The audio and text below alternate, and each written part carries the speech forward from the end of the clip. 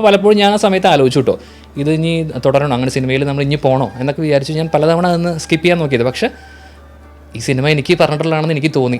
അതുകൊണ്ട് പല ആളുകളും എന്നോട് പോസിറ്റീവായിട്ടും നെഗറ്റീവായിട്ടും പറഞ്ഞിട്ടുണ്ട് അതിൽ പോകണോ പോകണ്ടേ ചോദിച്ച സമയത്ത്. പക്ഷേ ഫൈനലി ഞാൻ ഈ പറഞ്ഞ പോലെ ബ്രേക്ക് എടുത്ത് അത് ചെയ്യാം, അതിലോട് മുന്നോട്ട് പോകാൻ തീരുമാനിച്ചു. അതാണ് ഇന്ന് നമ്മൾ ഇവിടെ ഇരിക്കാനുള്ള കാരണം.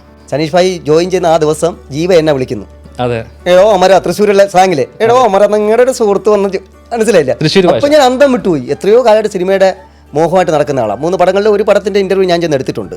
അറിയാം, വർഷങ്ങളായിട്ടുള്ള തിരുവനന്തപുരത്ത് നിന്നുള്ള ബന്ധോ ആത്മബന്ധമാണ് ഞങ്ങൾക്കെന്ന്. എനിക്കൊന്നും സിനിമാ മോഹമില്ല. അത്യാവശ്യം സ്വന്തം പ്രസിദ്ധങ്ങൾ നടക്കുന്ന സമയത്ത് പരിചയപ്പെട്ട ആളാണ്. സിനിമാ പേജ് ഞാനാണ് ചെയ്തുകൊണ്ടിരുന്നത്. അനീഷ് കെരനാട്, നമ്മുടെ ജസ്റ്റ്മെന്റിലെ താരം നടത്തിയിരുന്ന മിനി സ്ക്രീനിലൊക്കെ ഇദ്ദേഹം ഉണ്ടായിരുന്നു. അന്നേ സിനിമ മോഹം. അപ്പോൾ 4 പടങ്ങൾ ചെയ്തു. അതിലൊരു പടത്തിൽ ഏറ്റവും അടുപ്പമുള്ള താങ്കൾ നായകനാകും എന്ന് പറഞ്ഞപ്പോൾ സന്തോഷം.